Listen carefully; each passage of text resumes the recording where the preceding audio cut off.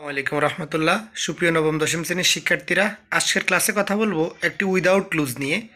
প্রশ্নটা হচ্ছে, a man of dash is respected always dash after his death for his dash he is an person who devotes himself with a view to education in the society.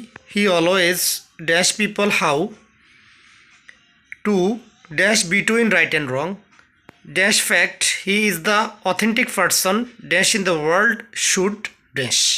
সুপ্রিয় শিক্ষার্থীরা, without ক্লোজগুলো সাধারণত উপযুক্ত অর্থের সাহায্যে sentence অনুযায়ী tense অনুযায়ী বসাতে হয়। তো এখানে যে শব্দগুলো আছে সেগুলোর দিকে একটু তাকাই আমরা। A man of dash is respected always, একজন মানুষ সম্মানিত হয়। তাহলে a man of letters is respected always সম্মানিত হয় ড্যাশ আফটার, এখানে কি হতে পারে, ইভেন আফটার হিজ ডেথ, তার মৃত্যুর পরেও কিন্তু মানুষ সম্মানিত হতে পারে। কি দ্বারা সম্মানিত হতে পারে? Of his work, of his wisdom, of his knowledge, of his contribution, অনেকগুলো শব্দ এখানে হতে পারে।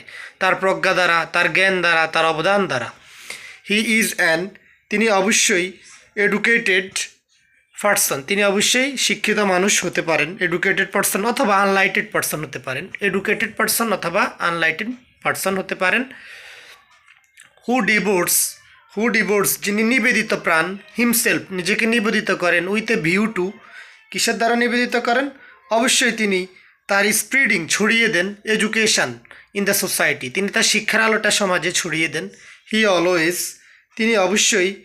অলওয়েজ টিচার্স তিনি অবশ্যই শিখান, পিপল মানুষকে লোকজনকে শিখান, হাউ টু কীভাবে, ডিফারেন্সিয়েট কীভাবে তিনি পার্থক্য বুঝাবেন, বিটুইন রাইট অ্যান্ড রং ভালো মন্দের পার্থক্য তিনি মানুষকে শিক্ষার আলোর মাধ্যমে বুঝিয়ে দেন।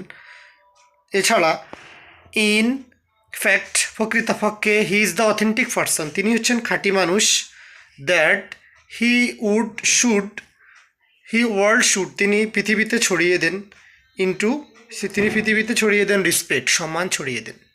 সুপ্রিয় শিক্ষার্থীরা, আশা করছি উইদাউট ক্লুজটি তোমরা ভালোভাবে বুঝতে পেরেছো। তো তোমরা তোমাদের উত্তরটা অবশ্যই জানাবে। সবাইকে ধন্যবাদ। আসসালামু আলাইকুম।